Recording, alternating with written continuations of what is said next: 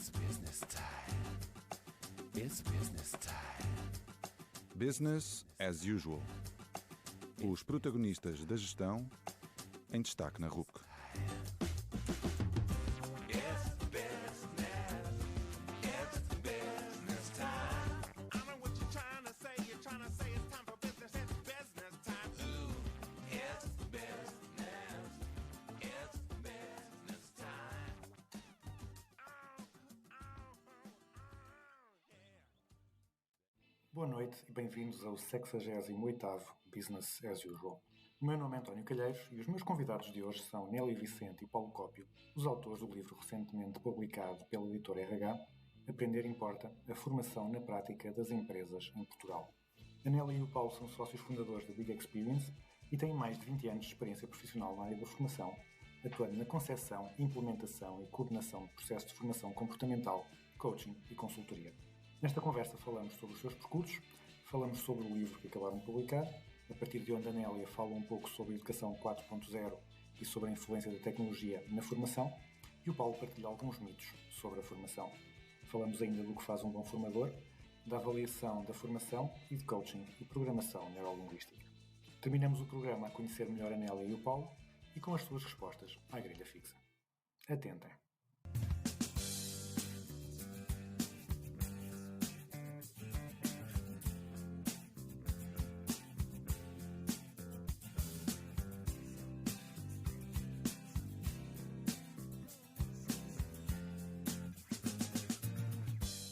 Boa noite, Nélia Vicente e Paulo Cópio. Obrigado por estarem connosco na RUC e no Business as Usual. O melhor programa da RUC sobre gestão, portanto é o único, não é uma opinião polémica, não estamos aqui a criar problemas com ninguém. Eu começava por perguntar pelo vosso percurso. Portanto, vocês têm um percurso, cada um percurso longo pela área da gestão de pessoas e especificamente já na formação. Trabalharam juntos em duas empresas ao longo do vosso percurso e depois em 2017, com mais outras duas pessoas, criaram a Big Experience. E então eu perguntava se podem partilhar o vosso percurso e contar como é que tudo se conjugou para esse projeto conjunto. Muito bem, então nós trabalhamos juntos já trabalhamos juntos há 17 anos, eu e o Paulo,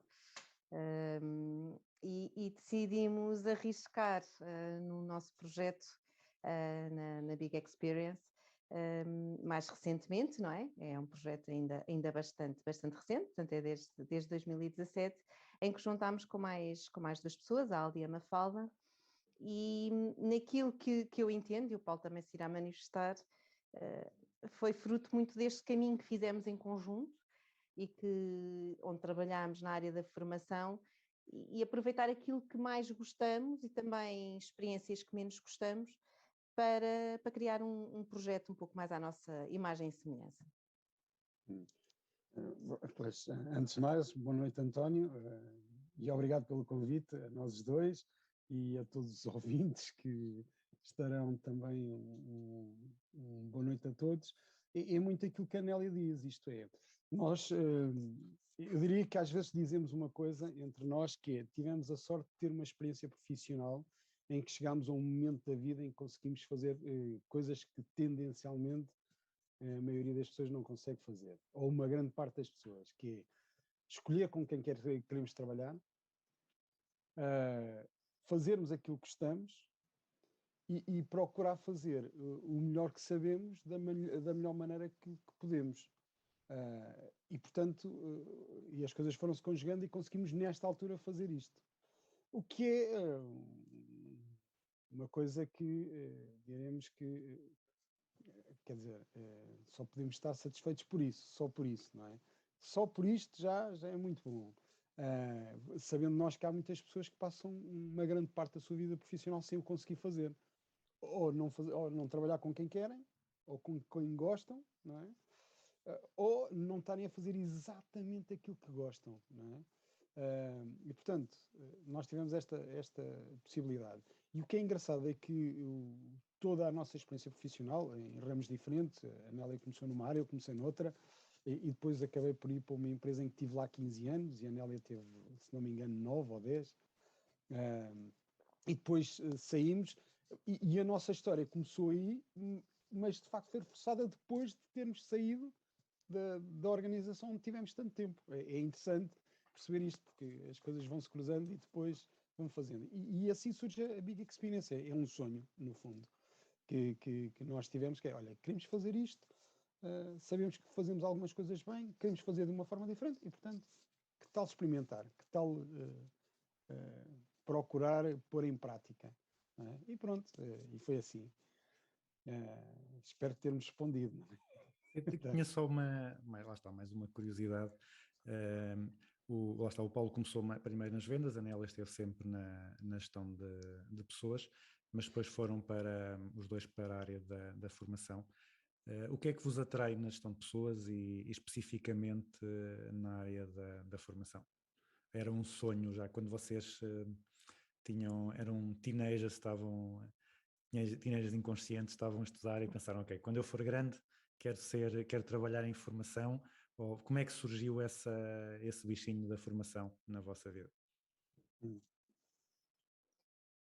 Bom, Começo eu ou começas tu? se posso começar pela ordem, dá prioridade às senhoras, deixa lá. Exatamente, tu és mais nova e tudo. Exato, olha, e por aí, pessoa mais nova. Bem, eu e o Paulo, quer dizer, não é que eu seja muito velho, ainda acho que ainda sou uma jovem, fazer 44, mas a verdade é que eu saí da universidade, entrei para a universidade com 17 e saí da universidade com 21. E portanto, pensar assim, vou ser formadora, eu não me lembro em tempo algum de ver isso sequer como uma profissão, de me ser apresentada. A melhor das hipóteses era professora. Formadora não existia. A área de recursos humanos não existia. Eu, quando concorri na altura, para os cursos, eu queria qualquer coisa ligada a pessoas, não sabia muito bem, falavam-me em relações públicas, achava que não era bem aquilo, falavam-me em ciências políticas, também achava que não bem aquilo.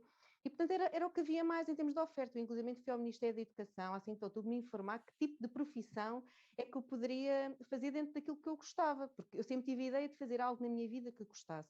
E, felizmente, até hoje, eu faço aquilo que gosto. E reforço aquilo que o Paulo disse.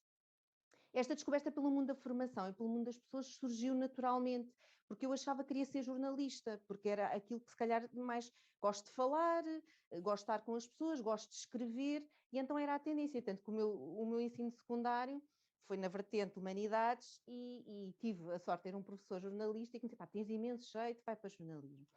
Mas eu achava que não era bem aquilo. Gestão de recursos humanos não havia na pública e, portanto, só surgiu no Escoteiro, já estava no terceiro ano.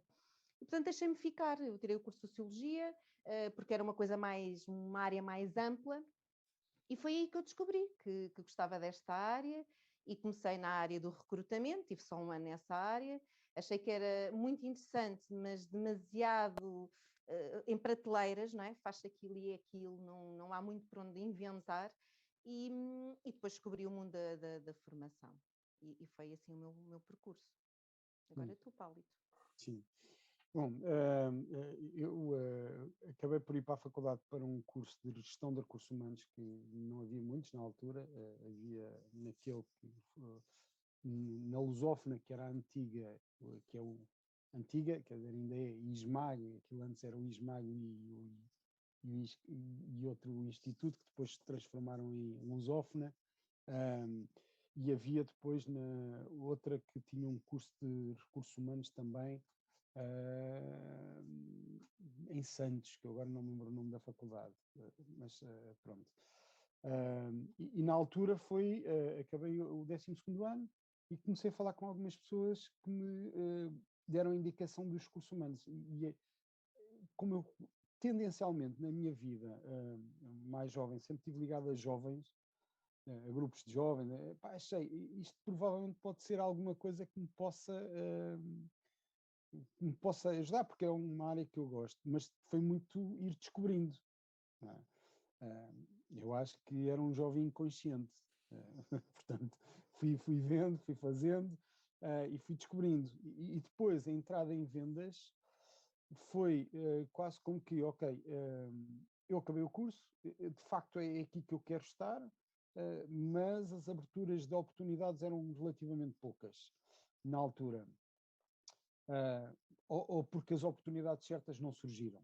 Pronto, as coisas não se conjugaram. E acabei por ir para uma área mais das vendas, mas sempre com aquela coisa de eu quero voltar aos recursos humanos. E uma das áreas dos recursos humanos é, de facto, a formação e o desenvolvimento. E quando tive a oportunidade de voltar, dei logo o passo para lá, para a formação e o desenvolvimento. Formação propriamente dita, não, eu diria que é mais as pessoas. Eu não pensei na formação, diria que era mais as pessoas. E depois, a forma como nós estávamos na formação, na empresa onde estivemos, era uma forma que eu me identificava muito e que me identifiquei e que fez parte daquilo que é a minha história, não é? E, portanto, daí depois também ficar, porque podia ter começado e eu não me identifico com isto e querer outra área, não é? E pronto, e foi muito assim. E depois foi o desenvolvimento e percebendo que é por aqui, e como é que vamos fazer, o que é que vamos fazer. Sendo que eu sou muito da opinião que formadores provavelmente é uma palavra que é um pouco redutora muitas vezes para aquilo que as pessoas fazem em sala. Parece-me que às vezes somos mais do que isso. E eu prefiro, sem ferir suscetibilidades, muitas vezes usar a palavra consultor, porque muitas vezes nós estamos muito mais numa fase não de passar conhecimentos, mas de criar condições para que o outro se desenvolva e, portanto, perceber onde é que estão as fases. E isso é muito mais do que formador, direi eu. Mas é uma opinião minha, não tem validade científica, não é?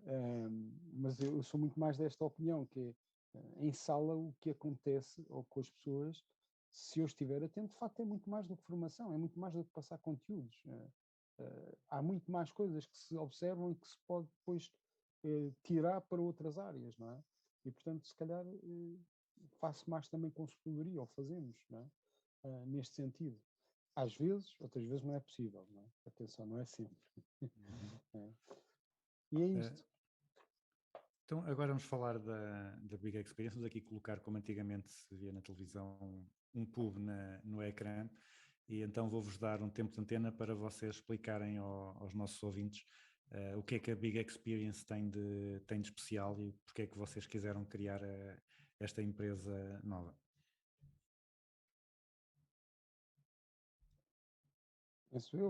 Não. Então, porque esta empresa nova? Muito pela história que é nós acreditarmos que podíamos fazer diferente daquilo que existia. E apostámos em criar a empresa, primeiro, como disse há pouco, foi um sonho. Nós queremos fazer alguma coisa diferente. Achamos que aquilo que se está a fazer é bom, mas também achamos que a maioria das vezes se está a fazer igual àquilo que se fazia antes. E o que é preciso é começar a personalizar uma série de coisas. E quando dizemos personalizar, é mesmo ir buscar coisas que são para aquela realidade específica que nós vimos. E daí também o nome. O nome depois tem outro significado que é acreditamos que as mudanças acontecem por experiências, sejam elas boas ou menos boas. Sejam elas detectáveis à primeira vista ou não também. Mas acreditamos que nós mudamos, ou a maioria das pessoas muda, quando passa por uma experiência. E daí também o nome Big Experience. E, portanto, se a pessoa passar por uma determinada experiência que lhe prova ou que lhe mostra, olha, tu tens que fazer diferente, e não quer dizer que esteja a fazer menos bem, tens que fazer diferente, a pessoa provavelmente com mais facilidade vai fazê-lo. Daí o nome, Big Experience. Também acreditamos que levar os outros a fazer alguma coisa diferente e a evoluir é da responsabilidade de cada um e, portanto, nós podemos dar os caminhos, não podemos obrigar. E acreditamos nisso, não é? Pronto, e a Big Experience está muito focada nisto, que é soft skills, para levar a pensar no outro, o que é que eu posso fazer diferente daquilo que eu tenho feito, por forma a me tornar melhor, enquanto profissional, enquanto pessoa, enquanto gestor de tempo, enquanto gestor de pessoas, o que for. Não é? Este é o que está por trás. E depois é o sonho de podermos fazer à nossa maneira, por assim dizer. Não é? É isto. Nélia. É isso, Força. tu disseste, está perfeito.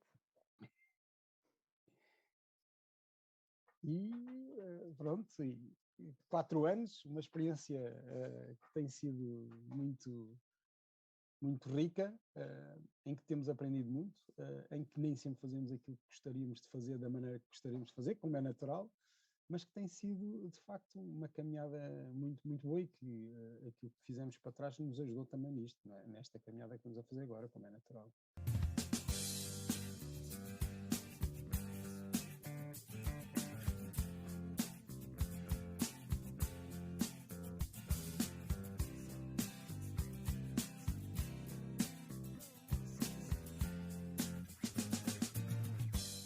Vocês coordenaram o livro Aprender Importa, publicado agora pela editora RH.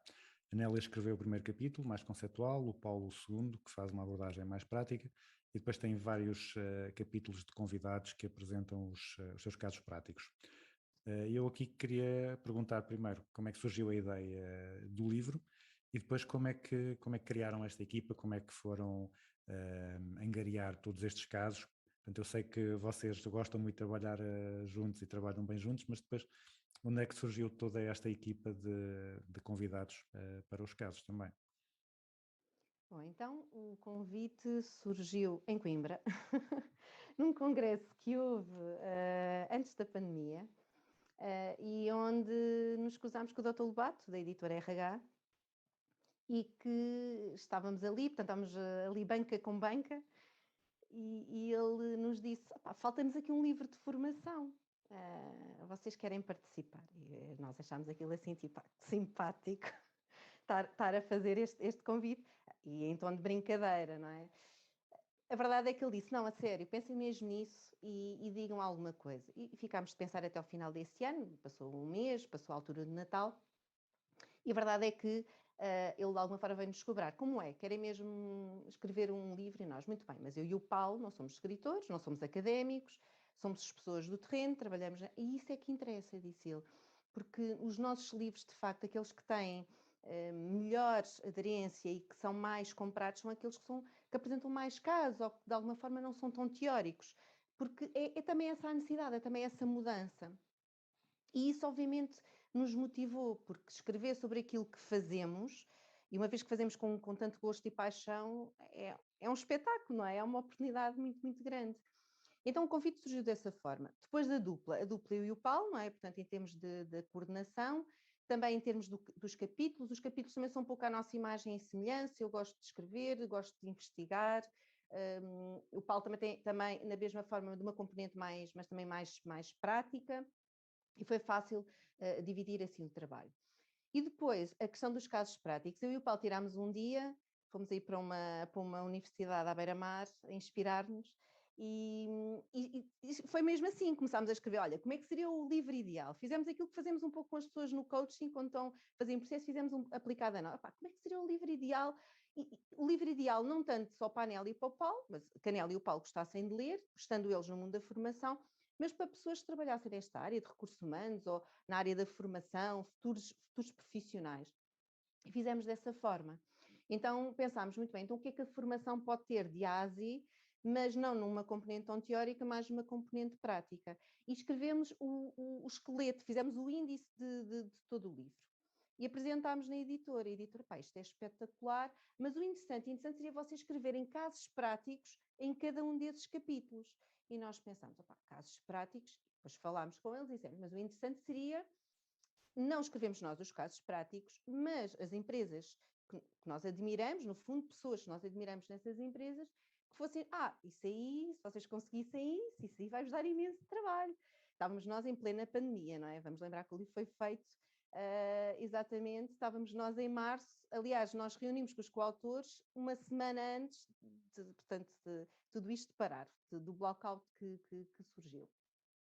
E foi isto, como nós gostamos de desafios, fomos pela parte mais desafiante, que foi, muito bem, então vamos atribuir cada um dos capítulos que nós já tínhamos pensado quem é que seria a pessoa ideal para fazer. E tivemos a sorte de pensar nas pessoas, que todas elas, felizmente, as que escreveram nos aceitaram ao primeiro convite e com as quais conhecemos pela vida que nós, algumas delas são nossos clientes, não são necessariamente todos nossos clientes, são pessoas que nós conhecemos há muitos anos, que gostamos, que admiramos e que consideramos que eram as pessoas certas para escrever a viva voz, de forma completamente distinta, mas que no global traz esta riqueza tão grande de livro que é, conseguimos ver, e para quem conhece as pessoas que estão por trás do capítulo, cada capítulo reflete, desde a escrita, reflete de facto a própria identidade da pessoa e a cultura também na empresa, nomeadamente aqueles que apresentam os casos práticos reais das empresas, e penso que isso é a maior riqueza do nosso livro.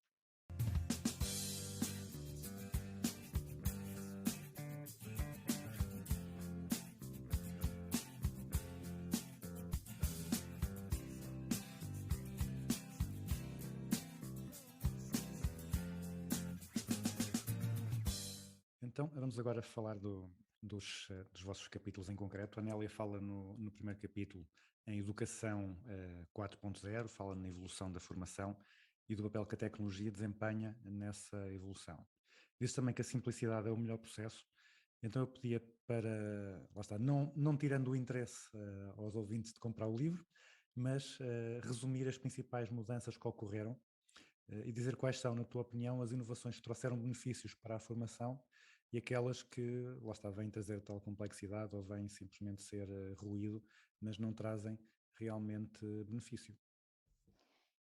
Bom, em primeira mão, é um grande choque, uma experiência que eu e o Paulo temos feito, que é, nós temos ido ao Web Summit, e fomos os últimos 2 anos em que surgiu presencialmente, e depois ouvir toda aquela realidade, e nós temos sempre o gosto de ir, nomeadamente a painéis que falem sobre formação, desenvolvimento, em áreas que nós atuamos, e é um sonho, não é? Parece que vamos assim para outro universo, que entramos assim dentro de uma cápsula mágica e que vamos para um universo onde é tudo tão bonito, aqueles unicórnios, aquela realidade toda. Existe, mas não existe no nosso tecido empresarial português, não existe naquilo que são as pequenas e médias empresas que compõem a nossa realidade e é aquilo onde nós trabalhamos no dia a dia.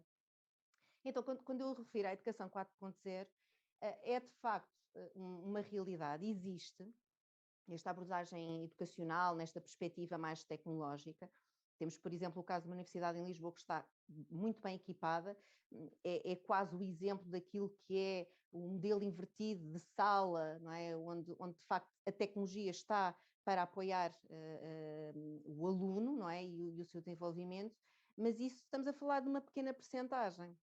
E depois outra realidade também, que é muito interessante a evolução e esta educação, a evolução 4.0 muito focada naquilo que é tecnologia, mas depois tivemos agora uma realidade fruto desta pandemia, que é, estamos todos muito mais por trás do computador, tivemos de facto aqui uma altura onde todos os alunos, formandos, etc., estávamos a trabalhar nesta realidade puramente tecnológica e à distância, e a verdade é que nós e atualmente a falarmos com as empresas, com as pessoas e também por experiência pessoal dos nossos filhos e amigos que vão para a escola, nós vimos que as pessoas querem voltar ao mundo presencial. E, portanto, quando se fala aqui da simplicidade, é um pouco isto. Sim, por um lado a tecnologia, claro que sim, aliada. Há muitas coisas, e mesmo no mundo da formação, há formações, há plataformas de e-learning que nos ajudam. Para que estar 4 horas numa formação, a ouvir um formador, a ler slides, onde aquilo que tem que saber são normas de segurança, são questões que muitas vezes são regras para aplicar, não é? Portanto, isso possivelmente há outras formas de aprendizagem que não é estar a papaguear slides. E eu e o Paulo não somos nada a favor disso. Portanto, a simplicidade é mesmo isso. O formador, quando lá está, ou o consultor, como o Paulo aqui estava a referir, tem que marcar pela diferença. Um professor, quando lá está, tem que marcar pela diferença. Ele tem que acrescentar algo àquilo que está nos livros. Nós temos que ter consciência que tudo está disponível. Nós temos plataformas digitais onde podemos tirar artigos, livros. O que é que um professor e um formador sabe a mais do que muitas vezes os alunos? Muitas vezes os alunos até sabem mais sobre algumas matérias que os professores. Temos que ter consciência e humildade para isso. Portanto, aquilo que nós somos de diferente é proporcionar experiências, proporcionar que esse conhecimento venha ao de cima, e isso é trabalhar a simplicidade do processo, é de facto valorizar que aquelas pessoas sabem, têm muita informação. Por vezes o que acontece é que as pessoas não têm consciência que essa informação está lá e que a podem usar de outra maneira. E acho que isso é a grande mais-valia de um professor e também de um formador em sala. Há sim alguma tecnologia, alguma ferramenta, algum equipamento que tu sintas que tenha sido uma grande melhoria na forma como tu dás formação ou como já experienciaste formação? quer dizer, tirando o Zoom, não é? Pois, Que não fazia ideia que existia, ou o Teams, não é? Eu sei que havia empresas que já trabalhavam com o Teams, nós não trabalhávamos com nada disso, até somos uma empresa pequena, portanto não trabalhámos com nada destas tecnologias, neste momento são um suporte. Uma tecnologia que nós descobrimos, que é uma coisa até gratuita, uma plataforma que é utilizada no Reino Unido e é uma plataforma gratuita de apoio às escolas, é o Padlet. O Padlet é uma biblioteca digital e é uma coisa muito útil, que eu penso até mesmo agora nas formações presenciais, é uma coisa que nos pode ajudar até para aquilo que é deixar de imprimir tanto papel, não é? Porque nós na formação imprimimos muitos documentos, os manuais, nomeadamente os manuais de suporte, estamos a falar 20 ou 30 páginas por cada participante, não faz sentido, a não ser que façam realmente muita questão, nós sabemos que ainda há muita a questão de ler no papel, mas como estamos a falar nomeadamente de fotocópias, não é? Que não sejam livros, não nos faz tanto sentido. E o Padlet foi uma descoberta interessante, onde podemos colocar, e é uma biblioteca digital, aquilo dá para fazer utilizações de diferentes formas, mas foi de facto uma tecnologia que descobrimos e que é muito útil até para ajudar aquilo que é o ambiente, não é? Deixar de imprimir tanto papel.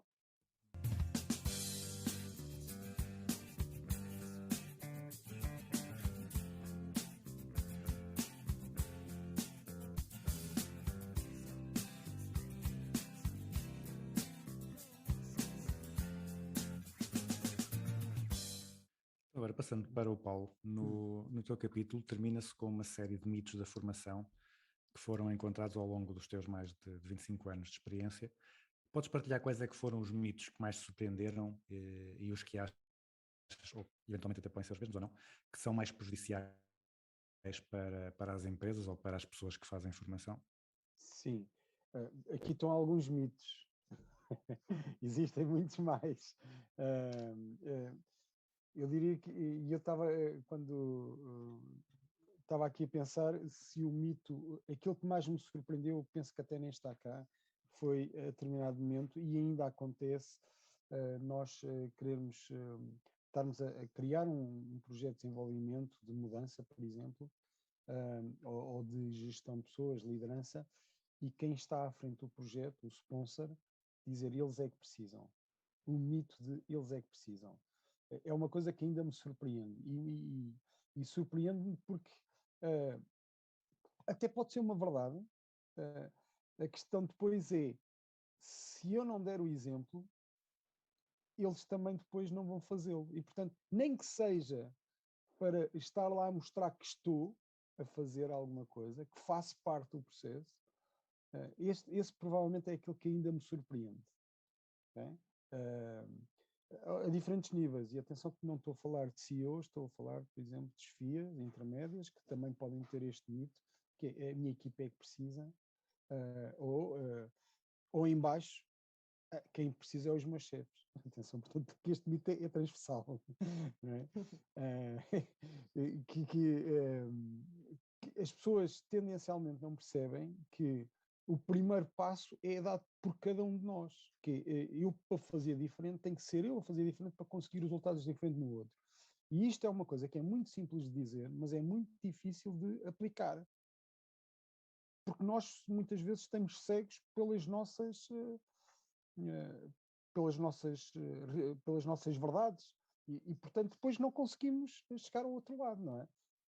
E este provavelmente é um dos grandes mitos que não está cá desta maneira, portanto acrescento um, que é esta questão de eles é que precisam. Eu sair fora da equação. Esse é um dos mitos que me faz alguma impressão. Depois há outro mito que é, de facto, nós não conseguimos fazer, maioria das vezes, não conseguimos fazer mudança em qualquer organização com 2 dias de formação. E neste momento o que nós temos é o querer fazer 2 dias de formação com uma série de temas que achamos que depois da formação provavelmente vamos conseguir resultados. É verdade que se consegue resultados, é verdade é que não se consegue os resultados que as expectativas estão demasiado elevadas, em que vamos conseguir que de facto a pessoa mude, não é? O que nós temos assistido é as pessoas vão mudando ao longo do tempo, quando têm várias vezes 2 dias de formação. E há empresas que, mesmo não tendo um plano de desenvolvimento completo, em que todos os anos fazem formações dentro dos mesmos temas, em que, passado algum tempo, começam a verificar que as pessoas estão aculturadas de uma forma diferente e que estão a aculturar outras de uma forma mais positiva. Também é possível. Agora, vai por repetição. 2 dias, eu diria que é muito difícil. Também temos a experiência de pessoas com 2 dias perceberam, ok, olha, se eu fizer isto, só isto, e eu às vezes dou este exemplo quando estamos em formação. Há técnicas que são transversais. Saber escutar é transversal. Os níveis de escuta, todas as empresas de formação e desenvolvimento falam em níveis de escuta, podem depois fazer de uma forma diferente, perguntas e reformulação. Estamos a falar de técnica pura. E há pessoas que dizem, pá, de facto, se eu for eficaz a fazer perguntas e a escutar, eu vou fazer diferente. E só estas 2 coisas, que dão muito trabalho, de facto, fazem muita diferença. E eu conheço pessoas que, por aplicarem isto, começaram a ter resultados completamente diferentes. E em 2 dias de formação, se ficarmos só com isto, eu diria que já é uma vitória. A pessoa estar consciente, ok, como é que eu vou fazer pergunta, o que é que eu tenho que escutar? Se a pessoa fizer isto no final, só isto, já de facto faz uma diferença brutal. Nós não estamos treinados para fazer estas coisas de uma forma racional, que é, eu tenho que fazer esta pergunta e quero o resultado da pergunta, o que eu pretendo é isto. E se não surgir, então eu tenho que fazer outra pergunta e perceber que há perguntas que dão mais sumo do que outras. Mas, mais uma vez, é um mito de não depende dos outros, depende de mim, que é outro mito. O meu desenvolvimento ou aquilo que acontece à minha volta são os outros. É o ambiente externo que me prejudica. É verdade. E não só. Nós também estamos no ambiente externo e também o fazemos. Não é? Portanto, eu diria que são estes 2.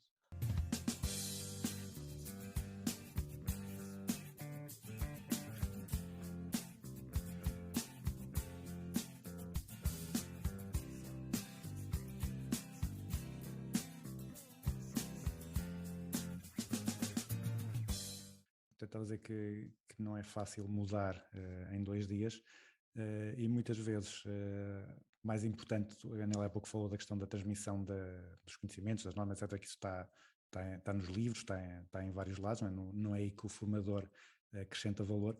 Muitas vezes na formação há aqueles 2 níveis, há a primeira sensibilização para a necessidade de algo e depois o treino ou a aprendizagem de como é que isso se faz. E pelo que estás aqui a dizer, se calhar muitas vezes é essa a questão, não é? Agora para os 2, aquilo que faz um bom formador é essa capacidade de conseguir despertar nas pessoas essa vontade de mudança? Eu diria que o que faz um bom formador é essa capacidade. Antes eu diria que é outra coisa, que é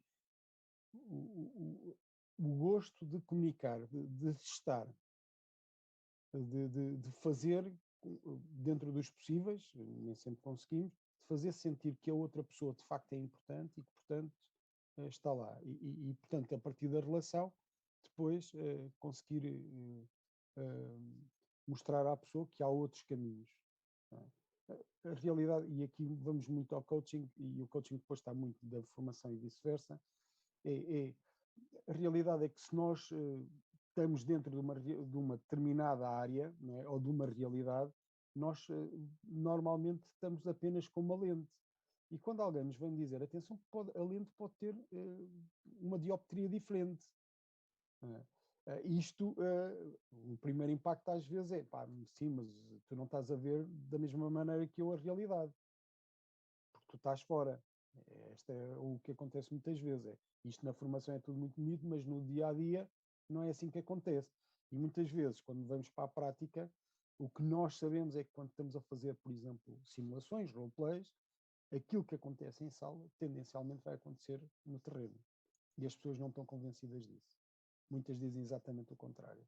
Que o ponto de stress de estar a fazer um roleplay para a maioria das pessoas, o que vai revelar são comportamentos que provavelmente eles não se apercebem. E quando tem alguém a dizer, olha, atenção que isto aconteceu. Há pessoas que, pois, é verdade, que isto aconteceu e aceitam, e há outras que, não, espera, isto não é assim, porque na realidade eu tenho uma pessoa que é completamente diferente, e que é muito mais difícil ou isto ou aquilo ou aquilo outro, não é? Também percebemos que não sou eu, enquanto formador, que vou fazer a diferença, mas não sou o único, porque a partir do momento em que está outras pessoas a verificar, a verem e que veem o que é que acontece, muitas vezes eles pensam, olha que engraçado, isto já me aconteceu. E estão a aprender por aquilo que estão a ver.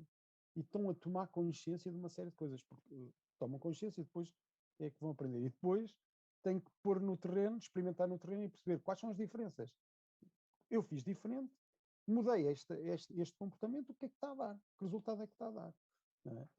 Eu diria que o formador, se conseguir fazer isto, que é levar a pessoa a querer fazer, a querer experimentar, já ganhou. E atenção que em grupos de 10, 12, 15 pessoas, se nós tivermos 3 pessoas que conseguirmos levá-las a fazer isto, depois são um grande testemunho para os outros. Não é? E há pessoas que têm tido sucesso da forma como têm tido e, portanto, é difícil dizer, olha, faz de outra maneira, mesmo que possa não ser a mais correta. Não é? Que é o velho exemplo, eu fumo e até agora tenho dado bem, porque é que eu vou deixar de fumar? Ok, de facto eu não tenho argumentos, que para ele é uma realidade que para ele serve, não é? Que é o mesmo, um vendedor, é um excelente vendedor, mas de facto na forma como ele aborda o cliente é demasiado, é muito agressivo, mas ele tem resultados com aquilo. Quando eu lhe digo, olha, atenção que tem que ser mais doce, ele diz, sim, sim, perfeito, mas vai fazer o mesmo, porque os resultados estão ali. Os ganhos que ele tem são muito maiores naquele momento do que mudar. Portanto, se tem maiores ganhos, para que mudar? Não é? Só quando sentir alguma coisa que é começar a ter menos ganhos, ou, por outras palavras, começar a ter dor. Não é? Quando começa a ter dor, espera aí que eu tenho que fazer diferente. Não é? Ou então percebe, se eu me fizer diferente, eu tenho mais ganhos do que tenho. Ok, sim senhor. Mas eu tenho o fixo, não é? Esta questão da mudança, não é? Que todos nós sabemos, estamos sempre na mudança. Eu estou na minha área de conforto e estou a ter resultados. Porque é que eu vou mudar alguma coisa e pôr em causa aquilo que é os meus resultados e a minha área de conforto? Todos nós passamos por isso em todas as áreas, né? Sejam profissionais ou pessoais. Né? Portanto, eu diria que é isto, não é? Nélia, diz-me tu. Eu digo que disseste muito bem e responder aqui ao António, estavas a dizer a questão de despertar, não é, António? Eu concordo que seja muito o nosso papel, e até de acordo com aquilo que eu estava a dizer, obviamente nós passamos conhecimento e dependendo, estamos a dar uma formação de caráter mais teórica ou prática, né? Podemos estar mesmo a passar conteúdo em si, mas tem a ver com a forma como nós exportamos o conteúdo, não é? A questão é que esse conteúdo já está escrito em algum lado, as pessoas podem no ler, portanto, essa novidade como era antes, não é? Em que nós estamos a ter um primeiro contacto naquele momento em que o formador ou o professor nos estava a passar, temos de ter consciência que isso não existe e, portanto, quem é formador e quem é professor hoje em dia tem que ter consciência disso. E quando muitas vezes vêm as perguntas do outro lado, elas têm que ser bem aceitas, não é? Porque lá está, é a pessoa que está curiosa por saber. E isso é uma grande riqueza. Eu penso que uma das coisas, e que me entristece mais a dar formação, é, primeiro, quando pergunta qual é a hora de fecho da formação, é logo a primeira, a que horas é que acaba? Dá-me assim uma sensação de qualquer coisa que eu penso, epá, eu não teria coragem, mesmo pensasse, de perguntar isto a um professor ou um formador. Não tinha coragem. Não sei, tem a ver com os meus princípios e valores, uma coisa muito, muito específica. Isso em primeiro lugar.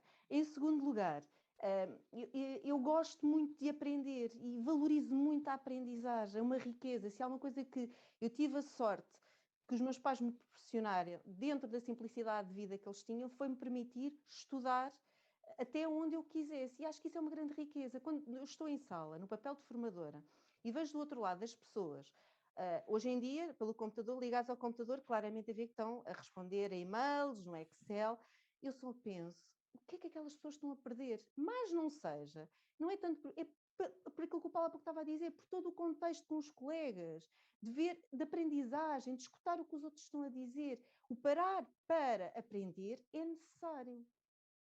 E isso nós, enquanto formadores, temos aqui um enorme desafio. Online, na minha opinião, gigantesco. Presencial, já o sentia antes, agora ao retomarmos, sentimos que as pessoas estão com uma grande vontade de estarem juntas, mas não seja por isso, torna-se mais fácil nesta fase. mas existe também, não é? Que é, porque é que eu estou aqui? Isto não é para mim, eu já tive não sei quantas formações disto. Em vez de, que sorte eu estar aqui. O que é que eu vou aprender hoje de diferente? O que é que eu vou trazer hoje de diferente? Testemunha que eu vou dar aqui? E não existe isso, não existe uma verdadeira responsabilidade do formando na sua trajetória. E isso é algo que vem de trás, eu penso que vem das bases da educação, que em adulto é mais difícil de o educarmos, se assim quisermos, a redundância.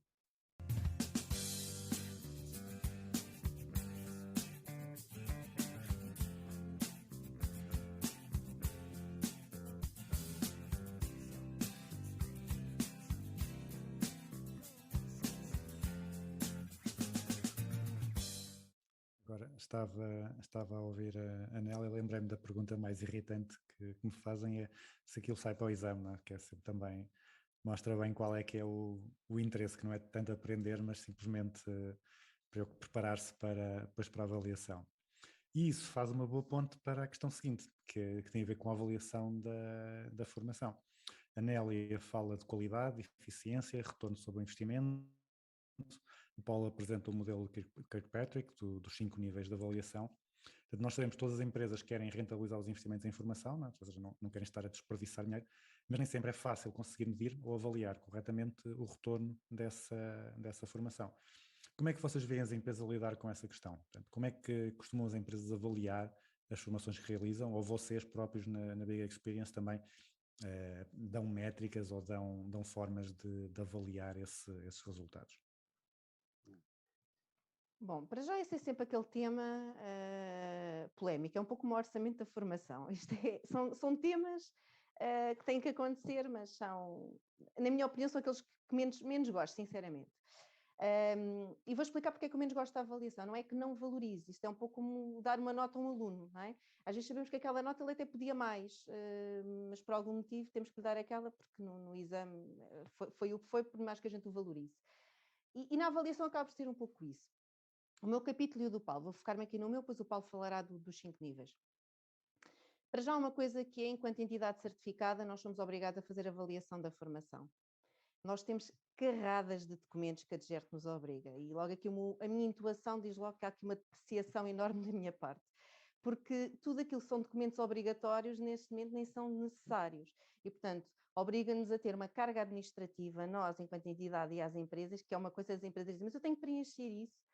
Quer dizer, é a avaliação dos participantes, é a avaliação da satisfação, é a avaliação do formador, é a avaliação da empresa no relatório da formação, é o relatório da formação, é a avaliação da eficácia da formação. Isso tudo está contemplado. A DGERT tem esse trabalho muito bem planeado e feito. A questão é para que é que isto serve? Nós temos que fazer isto obrigatoriamente. E aquilo que eu defendo e que escrevo inclusivamente é objetivos de aprendizagem. O que é os objetivos de aprendizagem? Por um lado, os objetivos é definir, não é? Como quando nós definimos um objetivo, estamos a criar um verbo, uma ação, e a aprendizagem nós sabemos que é o resultado do processo formativo. Portanto, se nós conseguimos conciliar estas duas coisas, que é o que é que nós pretendemos atingir e o que é que nós atingimos, daí o nome Objetivos de Aprendizagem, vamos chegar a essa parte. E nós, quando pensamos nisso, nós pensamos no ROI, só estamos muitas vezes a pensar no ROI numa lógica de negócio. É? E aí até temos um capítulo muito interessante, na minha opinião, bastante interessante para ler, do Gonçalo, que dá aqui o exemplo da Clínica de Santa Madalena, onde faça um investimento que fez na formação no curso de gestão de reclamações, quanto é que foi o retorno para a clínica. Isto é claramente um exemplo de ROI. Não é? Isto é medível e fomos nós que trabalhámos com eles nesse projeto, claramente foi o Paulo que teve a dar essa ação de formação, e portanto isto é medível e felizmente com um retorno enorme para a empresa. A questão é, então e a avaliação individual de cada pessoa? O que é que aquela pessoa tirou de mais-valia daquele processo? E o que é que aquele grupo de pessoas também tirou? E isso é algo muito mais subjetivo, que muitas vezes não conseguimos colocar numa equação matemática. É a tal parte da subjetividade, que isso tem que ir beber aqui, ou tem que beber ao modelo de avaliação de desempenho que a própria empresa tenha, onde há objetivos e vamos aí ir às competências ou ir aos KPIs, portanto, que tenham definidos, e está aqui um trabalho conjunto entre a empresa de formação e também a própria empresa em si, ou então acaba por ser, lá está, um pouco a realidade que estamos aqui a falar, da avaliação por si, que são métricas, que são números, e na minha opinião devia de haver aqui um trabalho muito mais, se quisermos, o que eu estou a falar é quase um assessment que deveria de haver, porque se há um investimento de facto naquela pessoa, naquele grupo de pessoas, devia de haver então um maior acompanhamento naquilo que é o antes e o após-formação. E, na minha opinião, é isso que faz falta. Sim, reforço, não é? Vamos lá ver, nós quando vamos aqui e vimos, o ROI é o último, não é? Eu diria que há muitas organizações que acabam por não fazer esta avaliação do ROI. Agora, a reação, aprendizagem, transferência de comportamentos e potenciais resultados, em algumas áreas nós conseguimos avaliar corretamente. Nós, com a organização, e a Nélia já disse, há ali uma série de papéis que nós temos que ter, que nos dá. E depois também há a reação a quente das pessoas quando nós estamos em sala, que vimos logo ali as reações. Portanto, o primeiro nível, tendencialmente, nós conseguimos ver, ficamos com uma percepção. Depois os níveis de aprendizagem, e se nós formos mais atrás, em termos daquilo que é o histórico, já há muito tempo que é feito, que é Dale Carnegie já punha isto, não é?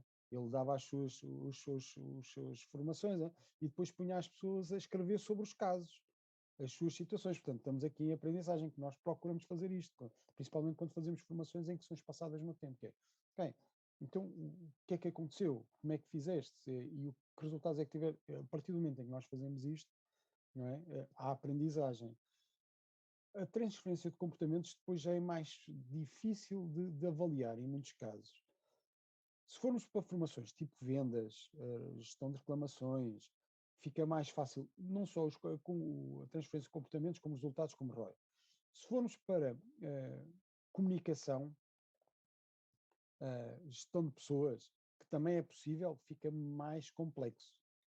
Mas a verdade é que é possível fazê-lo, porque se eu fizer, se nós fizermos uma coisa integrada, que é, e fizermos um projeto dessa maneira, que é, faço uma satisfação um questionário de satisfação aos colaboradores, em que tenho os resultados para a equipa, tenho um projeto de desenvolvimento de liderança nessa empresa, e depois faço outra vez um resultado, um questionário de satisfação da equipa por equipas, e tenho os resultados e percebo, ok, o que é que melhorou, eu consigo ver ali resultados, e depois se calhar transmitir para algumas áreas até consigo ver depois as rentabilidades da equipa, não é? Mas não é uma coisa que seja simples de fazer, e não é uma coisa que se faz em 2 dias, não é? Tem que ser integrada, eu tenho que ver, ok, os níveis de satisfação são estes, o que eu quero é melhorar isto, enquanto a percentagem, e depois vamos atuar, e depois no final avaliar e perceber como é que foi a avaliação e o que é que existiu, porque também temos apercebido isto, toda a gente fala muito das mudanças cada vez são mais rápidas, não é? E acontecem com muita frequência, basta ver nos últimos 2 anos, não é? O que é que foi acontecendo. Há fatores externos que depois têm que ser ponderados, que podem levar a resultados melhores ou menos bons. É exatamente como numa corrida de 100 metros, não é? Se o vento estiver a favor, de facto tem melhores resultados. E muitas vezes nas provas externas, no exterior, fazem exatamente isto.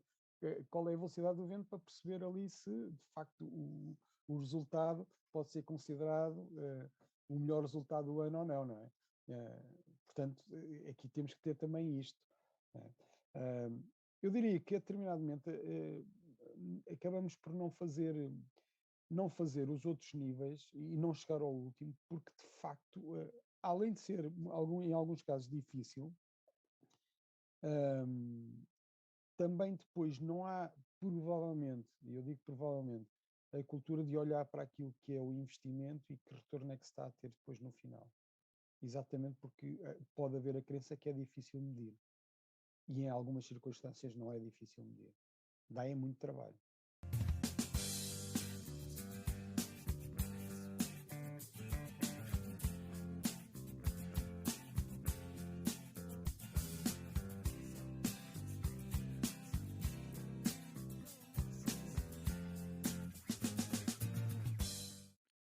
Vocês são ambos certificados em coaching generativo e em programação neurolinguística.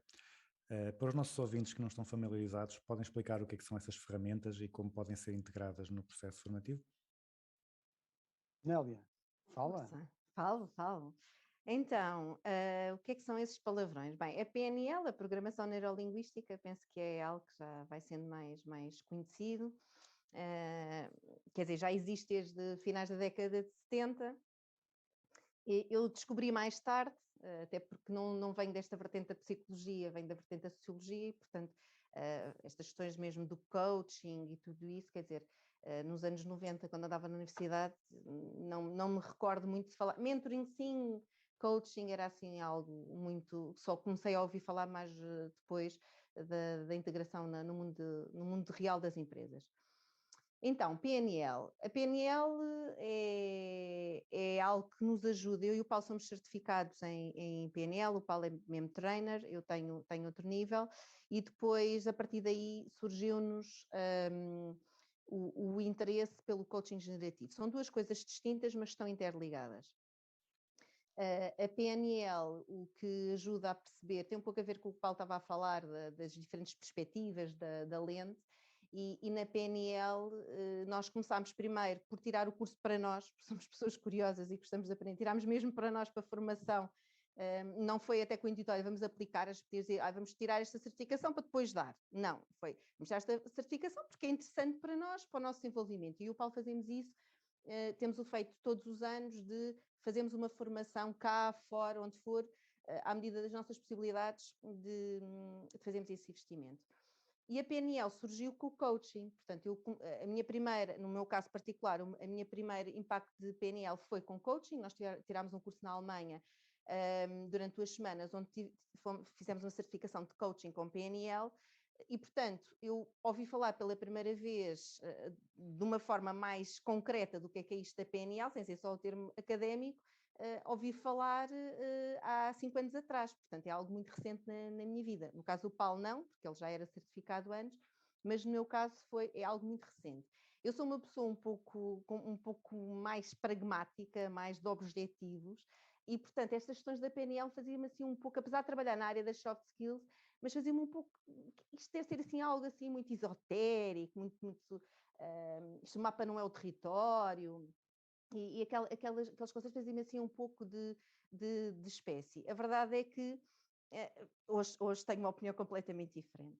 E além de aplicar na minha vida pessoal, aplico também, eu e o Paulo aplicamos na formação, por vezes não lhe damos o nome que é PNL, mas utilizamos isso como ferramenta.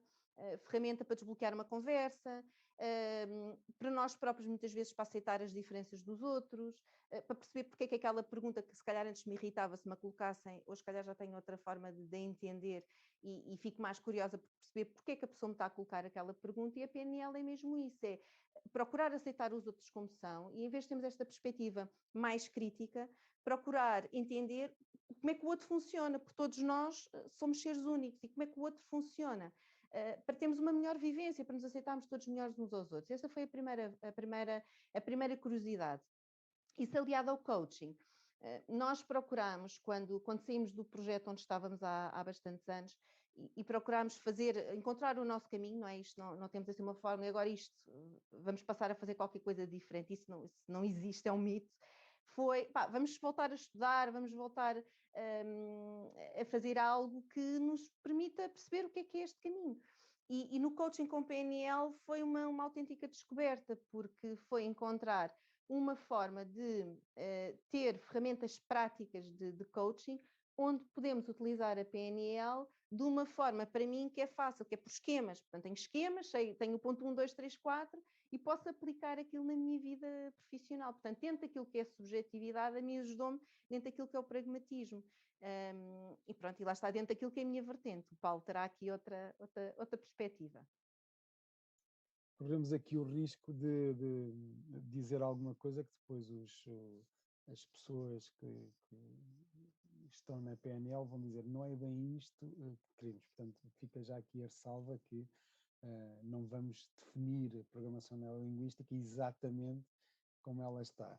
Eu diria que programação neurolinguística vem muito aqui, que é, todos nós temos programas, todos nós temos processos e estratégias, e é como é que eu reconheço a estratégia, como é que eu consigo fazer um levantamento, não é só isto, um levantamento de estratégia, e depois como é que eu posso trabalhar e pôr em causa essa estratégia e criar novas estratégias.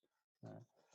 E programação neurolinguística tem uma série de ferramentas que me permite fazer isto, que vai perceber como é que eu funciono, como é que, o que é que está por trás, o que é isto de valores, o que é isto de crenças, o que é que me limita, e depois criar ou potenciar aquilo que é o potenciador, e aquilo que limita, como é que nós podemos fazer face a isso.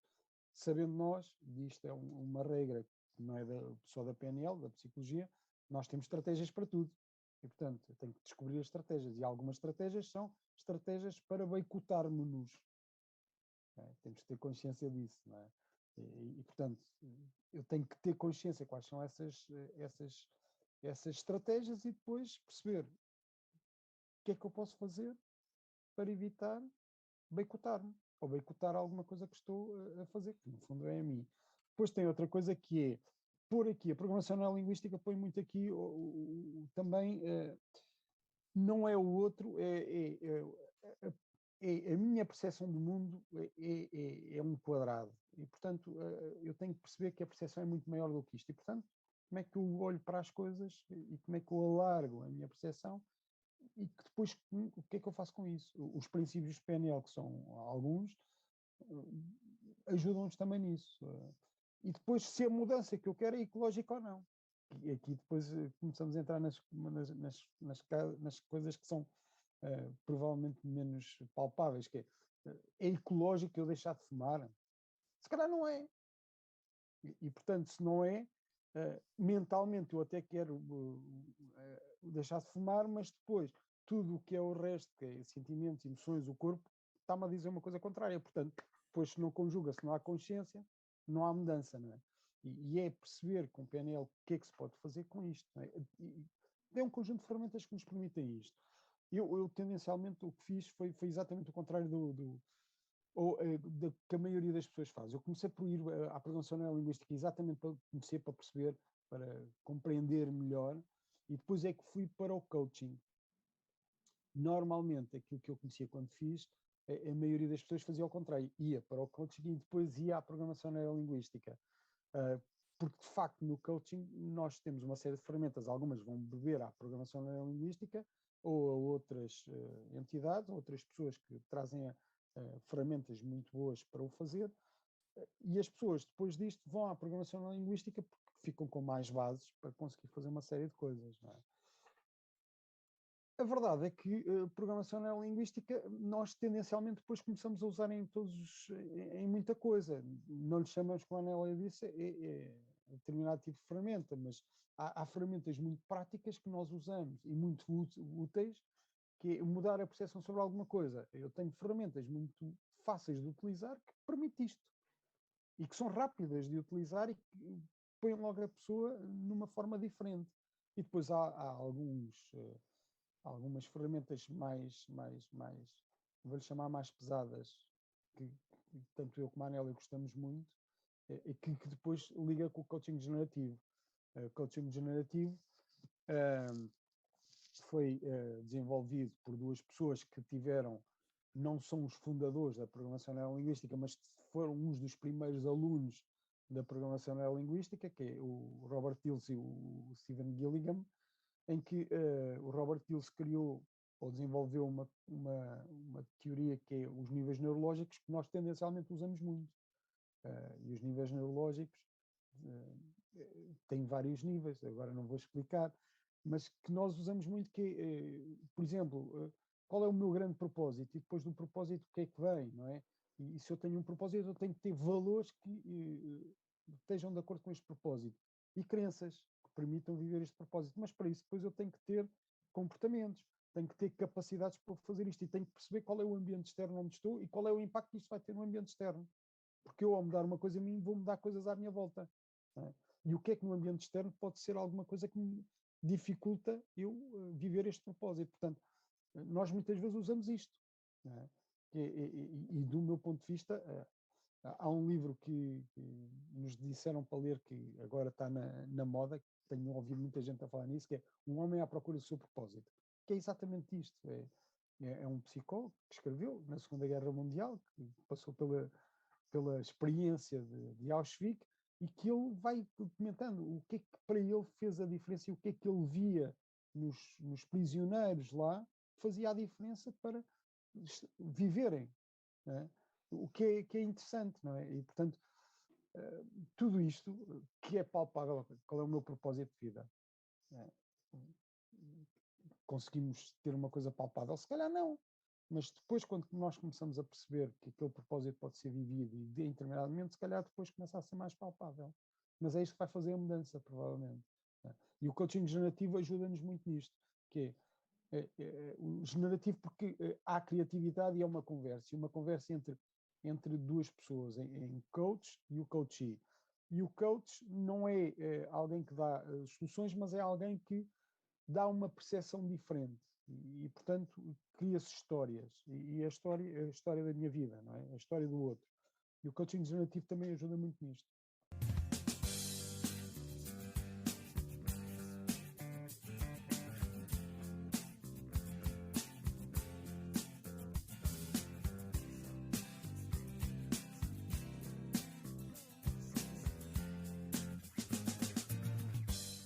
Então agora vamos passar a temas ainda mais pessoais e a primeira pergunta é: como é que é um dia normal nas vossas vidas e como seria o dia ideal? Dia normal nas nossas vidas.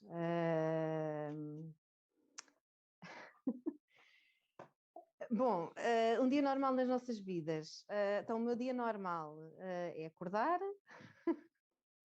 tratar da minha vidinha pessoal por aqui, entre a higiene e a alimentação e começar a trabalhar. Hoje em dia um pouco diferente, não é? Portanto, online ou presencialmente, estamos neste modelo híbrido, se bem que começamos também a ter mais presencial, mais reuniões presenciais, que a mim e ao Paulo nos agrada. Temos saudades do contacto humano, não só digital. Mas, portanto, o dia de trabalho. E o que é que tem num dia normal? Tem uma pausa no almoço, quando estávamos no escritório para irmos ao ginásio, ou tem um final de tarde, onde temos sempre uma mala com desporto, seja Lisboa, Porto, Coimbra, onde houver um ginásio, dentro daqueles que nós andamos, lá vamos nós para fazer um pouco de desporto, seja meia hora, 45 minutos, seja o tempo que for, fazer algo disso. E quando estamos por Lisboa, regressar a casa, estar com a família, com os nossos filhos.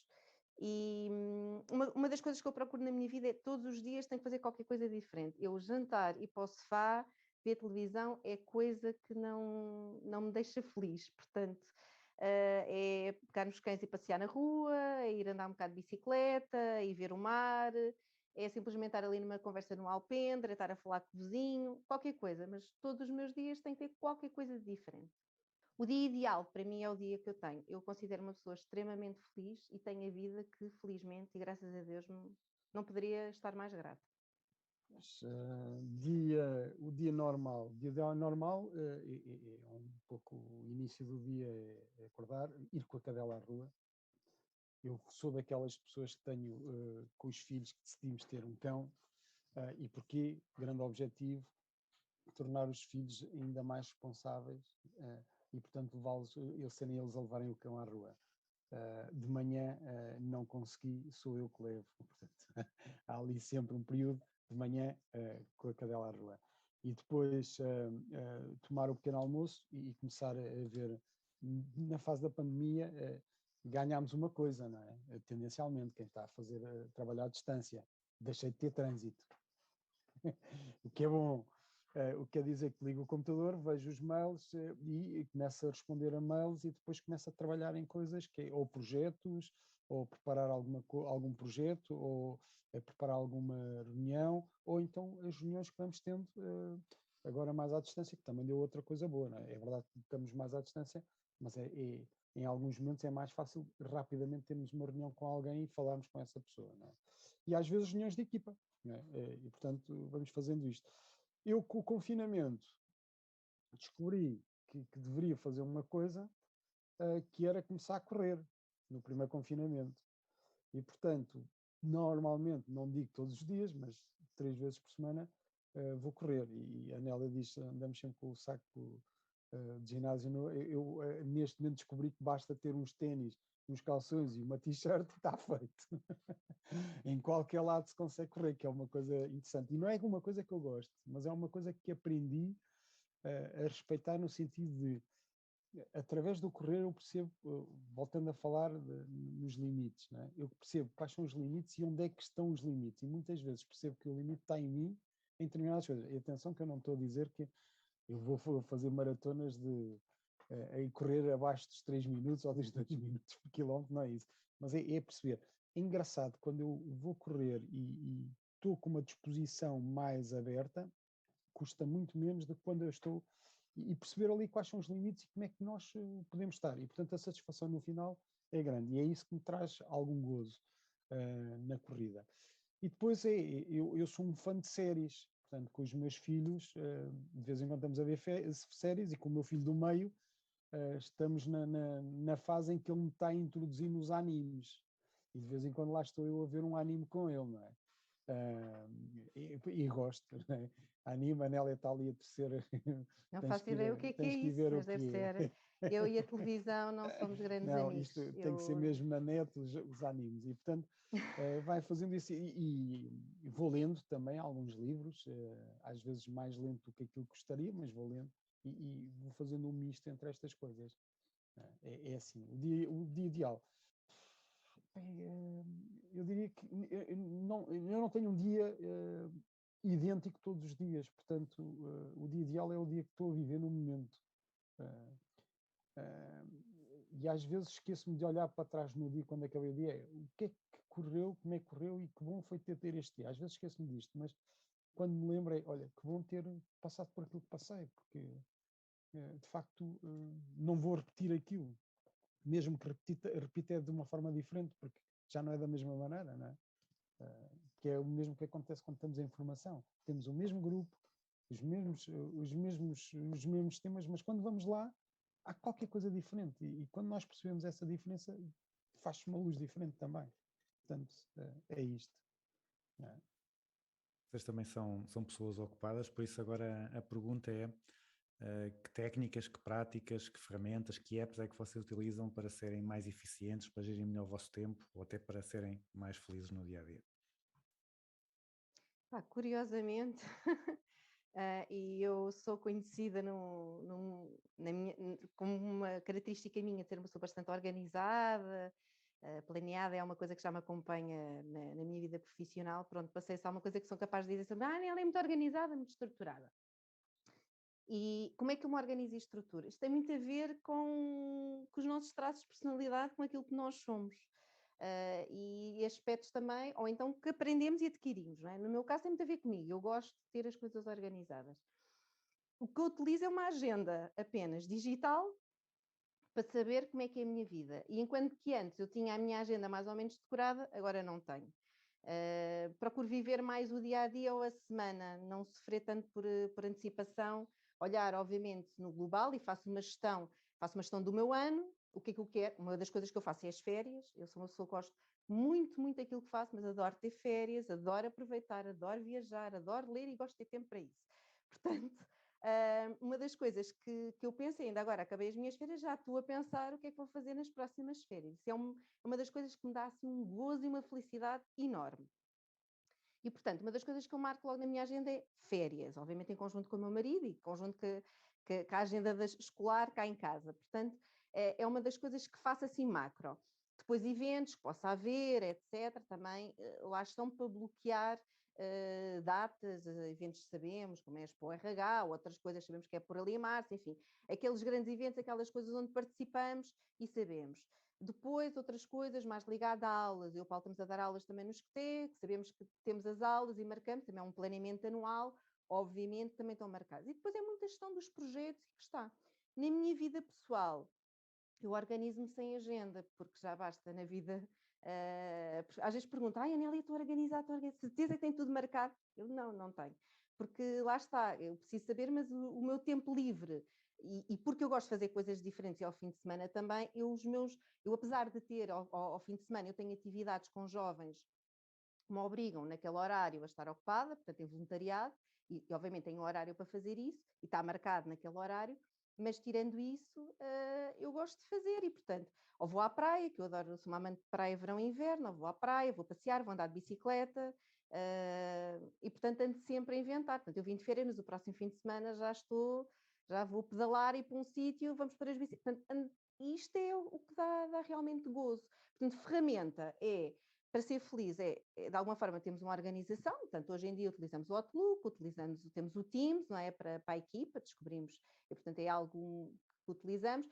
Temos uma plataforma também para gerir toda a informação, que é muito importante, aquilo que criamos na empresa e garantir a segurança dessa informação, não é? Todo o conhecimento que é gerado, o conteúdo que lá está, dentro dessas plataformas, e depois, sinceramente, não tenho, mesmo quando trabalhamos na gestão do tempo, que às vezes vem à procura de fórmulas, há muito que trabalhar a pessoa e quando as pessoas não têm tempo. Eu faço 1004 coisas na minha vida profissional e pessoal, e o Paulo também.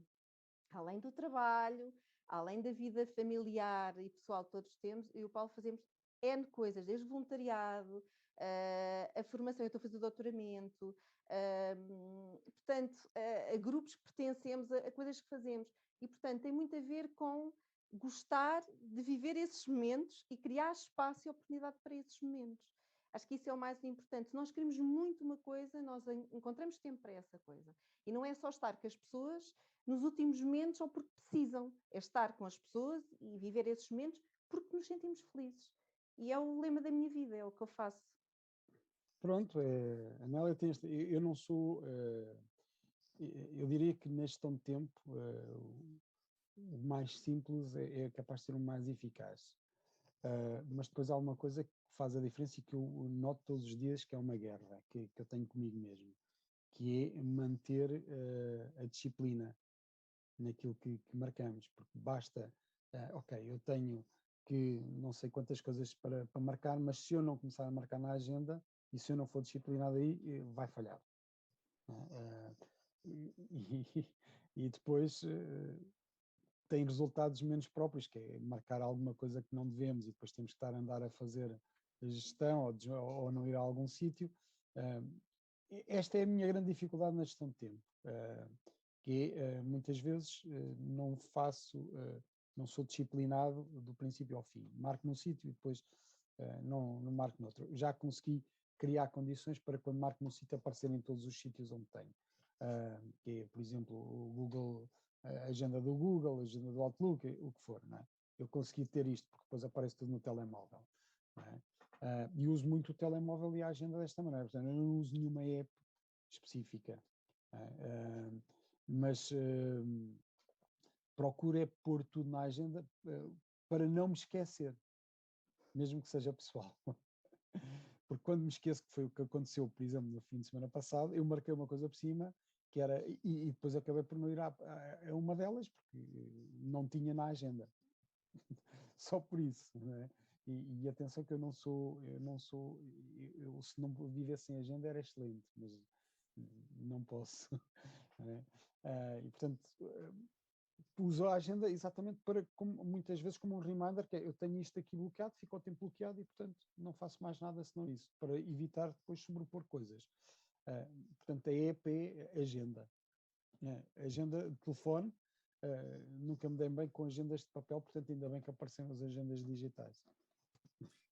Então, e vocês como formadores agora, quando estão do outro lado, quando vocês têm que aprender alguma coisa nova, desenvolver uma nova competência, quais é que são as ferramentas, os métodos que vocês preferem utilizar?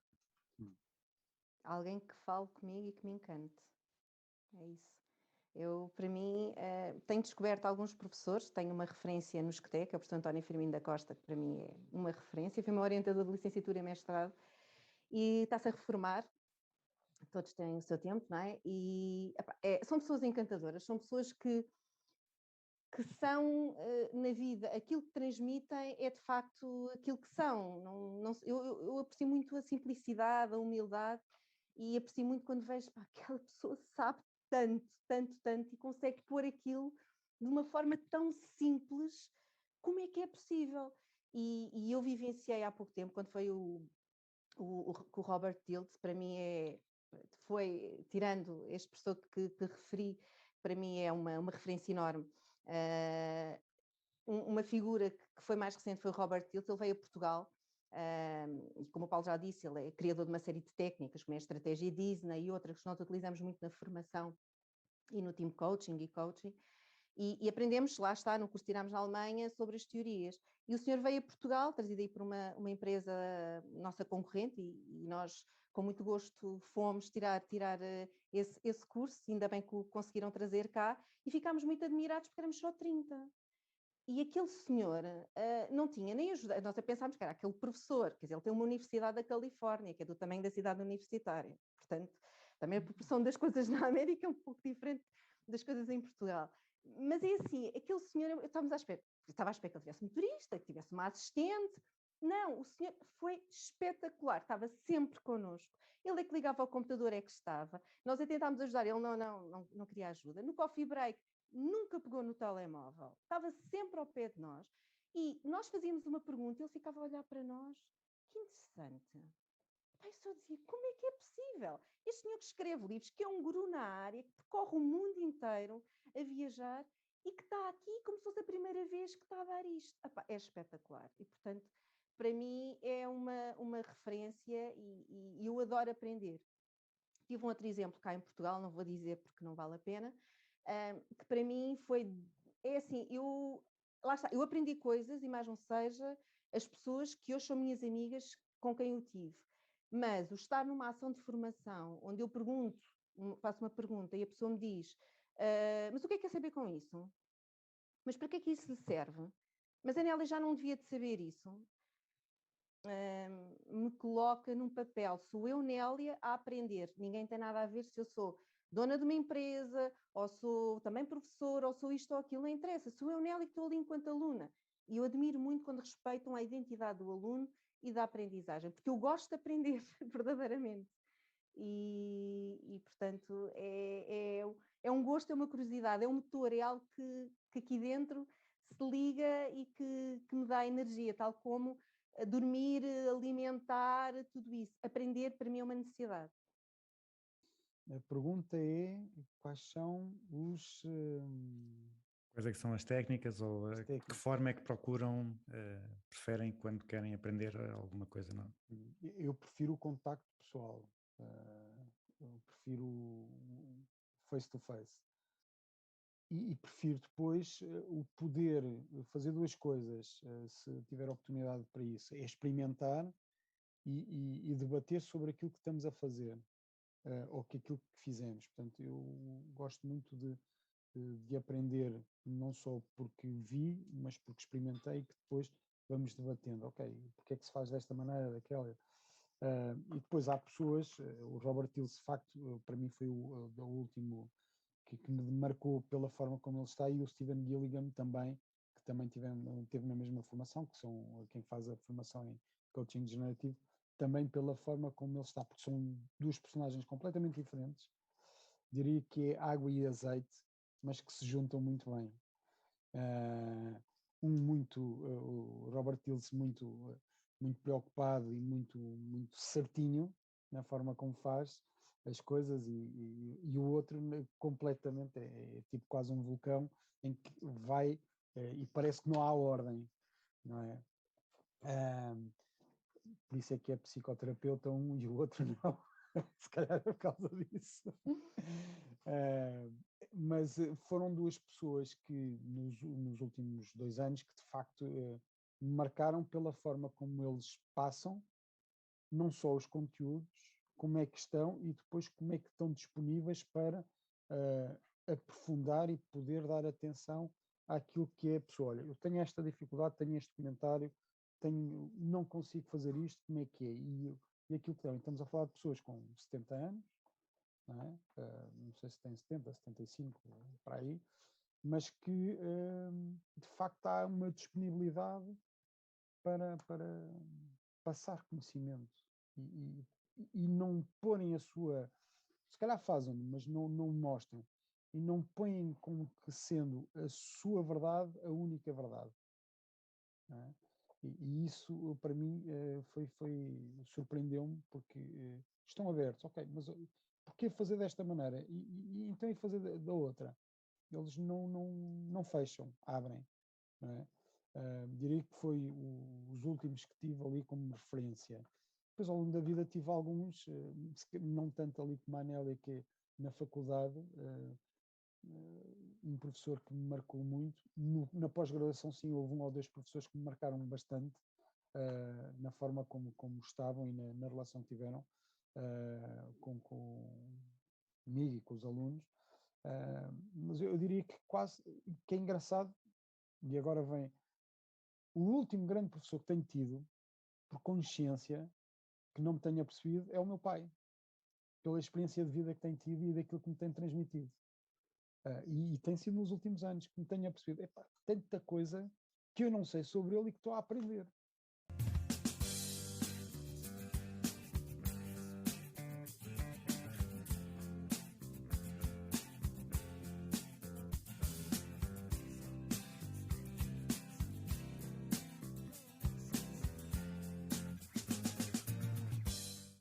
Então agora vamos passar para a fase final do programa, aquilo que eu chamo a grelha fixa. Portanto, são as perguntas que são iguais para todos os convidados e que são naquele formato que os americanos chamam de rapid fire question, ou seja, perguntas de resposta mais curta. E a primeira era uma empresa ou um guru, ou uma empresa e um guru admirados. Portanto, aqui já há uma pessoa que eu quase que adivinho que vão dizer. Na empresa, vamos tentar dizer empresas além da Big Experience. É, o Robert Tilde tem que aparecer, não é? Esse tem que aparecer. Empresa, eu confesso, tenho alguma dificuldade em dizer empresas. Eu diria as empresas onde trabalhei. Todas elas me deram alguma coisa de bom e certamente menos bom, não gostamos de tudo. Mas a empresa, Antónia, não te consigo dizer o nome, lamento. Então, empresas, não é que aquelas, é uma boa resposta essa das empresas onde trabalhou.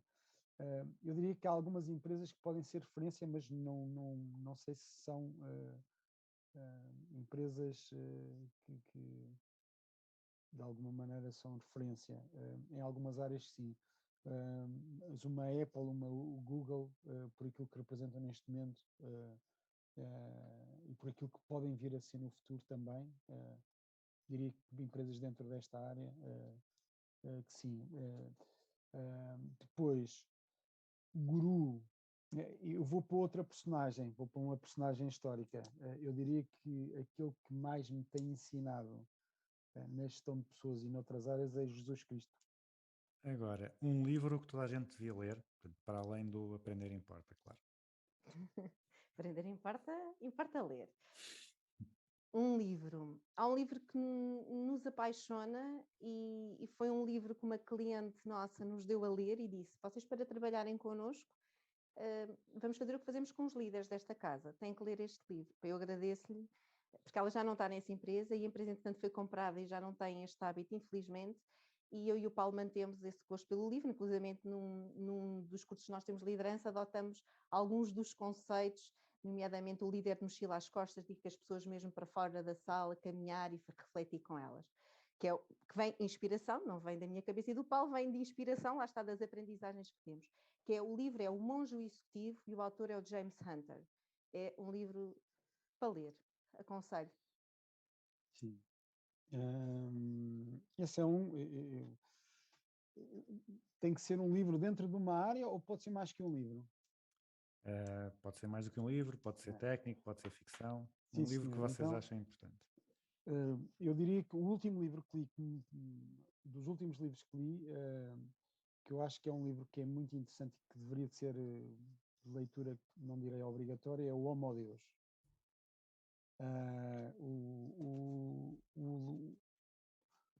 O autor, não me lembro o nome, mas por Homo Deus chegamos lá. Depois há outros livros que me marcaram, que é o Perfume, por exemplo, que não tem nada a ver. O 1984, que é um livro que agora também está muito na moda, voltou a ser muito vendido. E depois tenho um livro que também me marcou bastante, que é o Diário Diético, também, que é outra área completamente diferente. E depois um português, o Equador, que pronto, também eu diria que é por aqui, portanto são completamente diferentes. Uhum. Então, agora, um conceito ou uma prática da gestão que vocês vejam mal compreendidos ou mal aplicados nas empresas. Aquilo que eu vejo mais mal compreendido ou mais mal aplicado é o conceito de comunicação. Não sei se queres que eu explique mais, António. Pode ser um bocadinho, sim. A comunicação, quem entende mais que é a comunicação, tem a ver com a comunicação, nomeadamente a comunicação hierárquica descendente, que é, eu e o Paulo assistimos, porque lidamos com diferentes empresas, não é? A muitas realidades. E muitas vezes os projetos, quando vêm ter connosco, estão ainda numa fase embrionária, portanto, que é interessante. E nós, pá, que projeto tão interessante, vão fazer evoluir aqui os líderes, vão progredir as pessoas. E depois as coisas começam a acontecer e o impacto que aquilo tem, muitas vezes, é negativo. As pessoas não veem o bem que aquilo tem para elas. Eu não vou dizer que a culpa é só das pessoas, também não veem esse bem maior, mas muitas vezes é a forma como é comunicado. Porque está-se muito tempo a decidir, a comunicação é feita, depois afinal não se vai passar informação, porque as pessoas não devem de saber isso, quando sabemos que podemos passar 99% da informação pode ser passada. E, portanto, há aqui uma série de entropias que se cria, que muitas vezes são ações tão boas que os líderes pensam verdadeiramente, genuinamente, mas que devido à má comunicação as coisas não chegam. E essas entropias, ou porque demora muito tempo, ou então porque as próprias chefias intermédias tomam ainda poder sobre essa informação, guardam sobre ela, fazem muitas vezes uma triagem, porque não são bem acompanhadas, ou então porque não há uma pessoa responsável por essa comunicação, que seja tentor dessa comunicação desse projeto, as coisas acabam por ser passadas de forma diferente.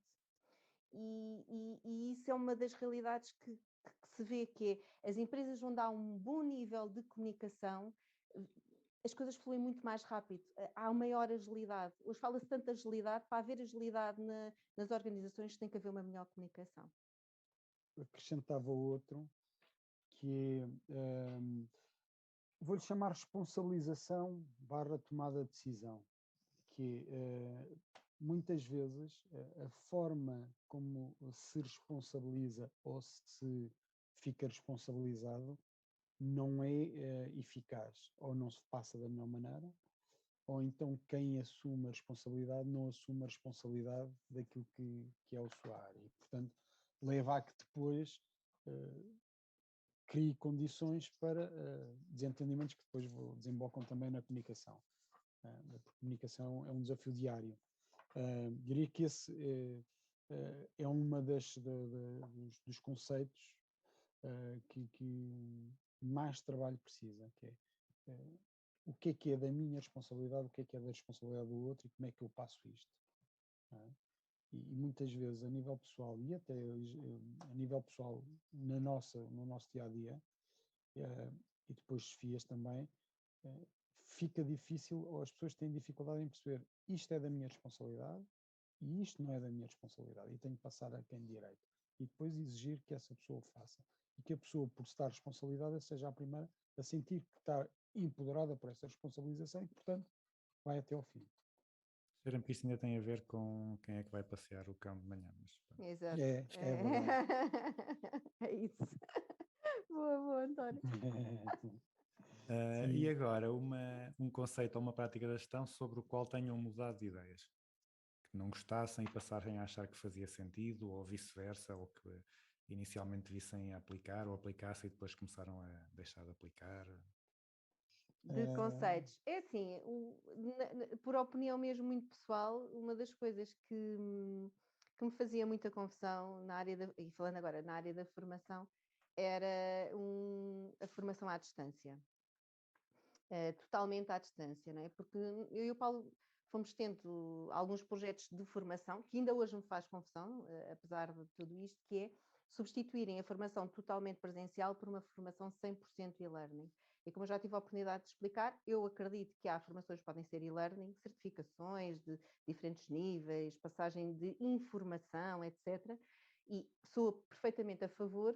Agora, não pode ser tudo, nem, não pode, e na minha opinião, não deve ser tudo dessa forma.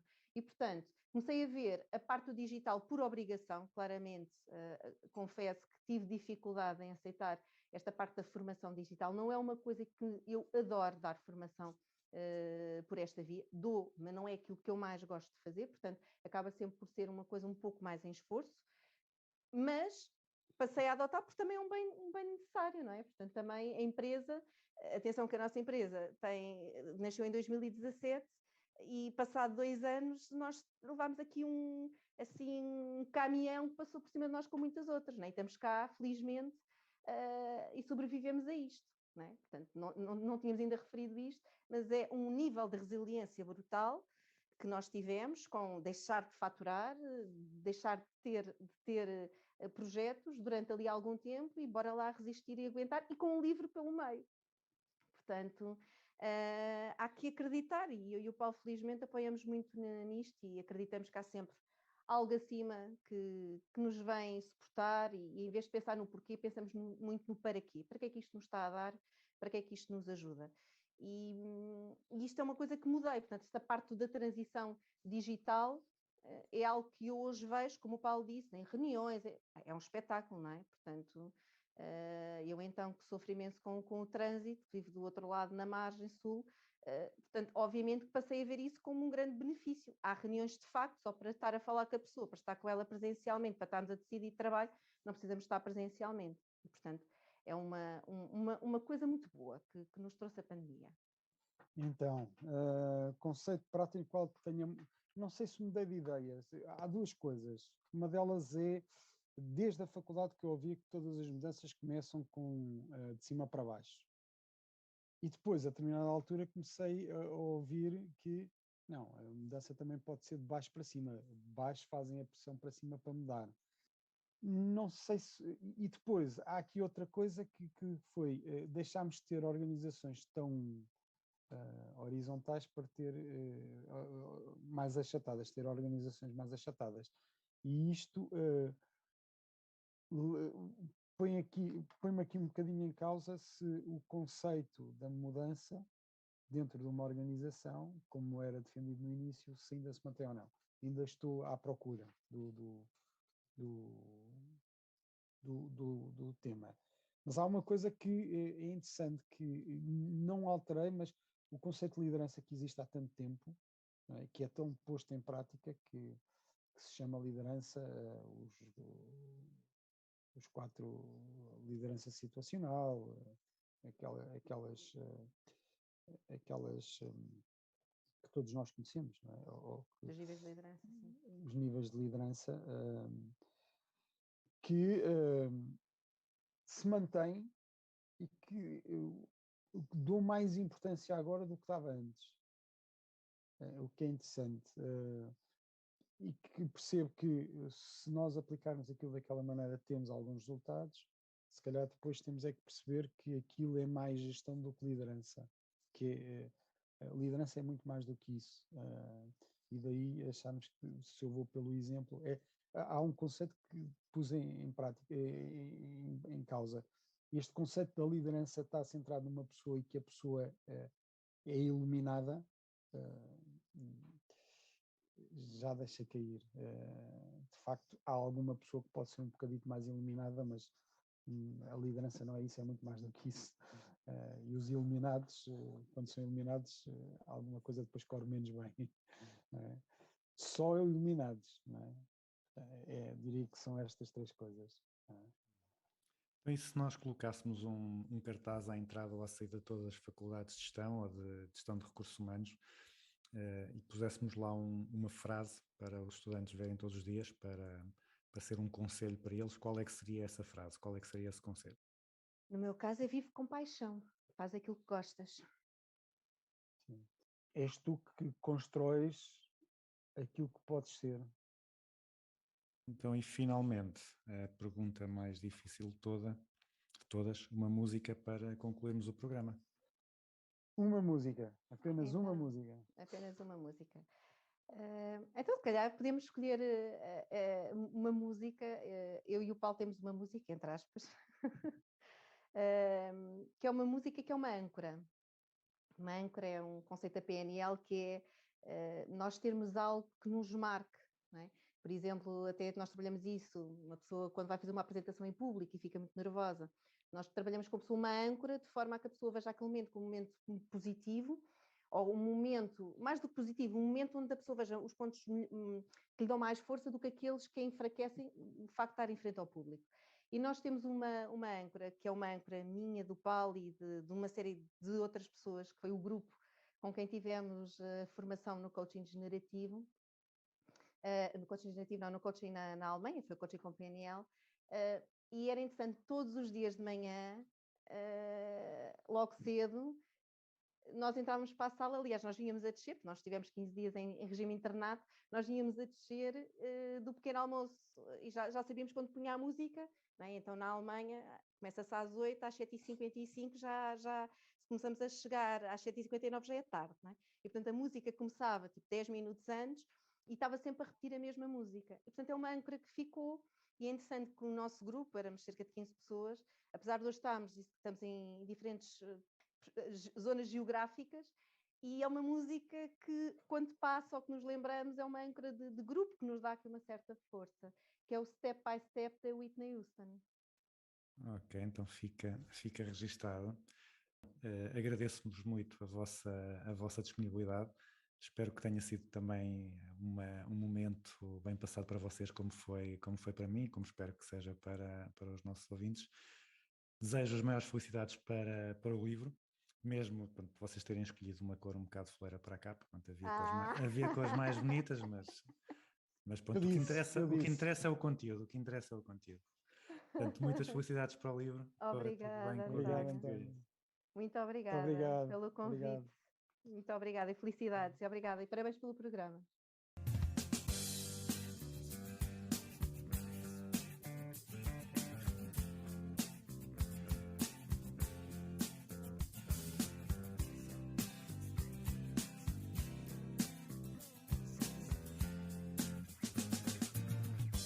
E assim concluímos o Business as Usual número 68, com a Nélia Vicente e o Paulo Cópio, que partilharam tudo o que sempre quisemos saber sobre formação, mas tivemos vergonha de perguntar. Deem uma olhada ao livro, sigam-nos nas redes sociais e apareçam quando eles cá vierem a Coimbra fazer a apresentação do livro. O Business as Usual regressa para a semana. Para já fiquem com Whitney Houston e Step by Step. Well, there's a bridge and there's a river that I still must cross as I'm going on my journey. Though I might be lost, and there's a road I have to follow, a place I have to go. Well, no one told me just how to get there, but when I get there I know, 'cause I'm taking it